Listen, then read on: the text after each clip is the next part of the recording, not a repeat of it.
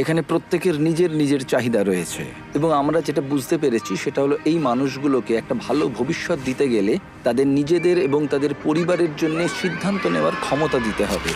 তাই আমরা ঠিক করেছি গিফট ডিরেক্টলির সাথে যুক্ত হয়ে এই গ্রাম এবং আশেপাশের ৩০০টি পরিবারকে অর্থ অনুদান করে সাহায্য করব তাদের উজ্জ্বল ভবিষ্যতের জন্য।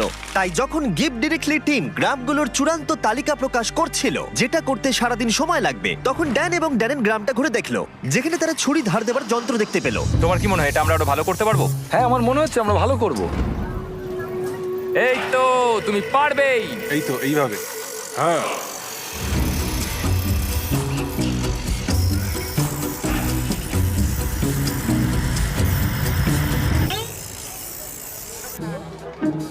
এবার এখন এগুলো টেস্ট করার সময়। ওরা কি টেস্ট করার জন্য চিকেন এনেছে? না, ওরা আমাদের জন্য চিকেন আনেনি। আমাদের পেছনে এখন অনেক লোক দাঁড়িয়ে আছে আর ওরা দেখবে যে সব থেকে ভালো কে ছুরি ধার দিয়েছে। যদি তোমরা ফুটেজটাকে রোল ব্যাক করে দেখো তাহলে দেখতে পাবে ড্যারেনকে একজন অ্যাসিস্ট করছে ছুরিটা ধার দেওয়ার জন্য, আর আমি পুরোটা একা একা করে গেলাম। আমি অনেক বেশি প্রফেশনাল ভাই। হ্যাঁ। ঠিক আছে, আর এখন ড্যান এবং ড্যারেনের পালা। আমি চ্যাম্পিয়ন। হ্যাঁ হ্যাঁ, তুমি Champion, চ্যাম্পিয়ন, তুমি champion, চ্যাম্পিয়ন। ড্যারেন হার মানতে না পেরে অন্য কিছু চেষ্টা করলো।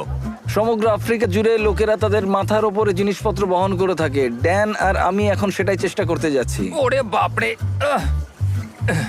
দাঁড়াও। Ready? আরে তুমি দাঁড়াও।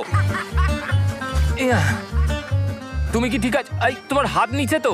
হ্যাঁ, তুমি এটা নিয়ে দাঁড়িয়ে আছো কি করে? ঠিক আছে। তুমি তৈরি তো? ও, আমি জিতে গেছি। হতেই পারে না। ঠিক আছে, এইটা ড্যারেন জিতলো, কিন্তু ওর ব্যাগটা। তুমি এটা কিভাবে করছো?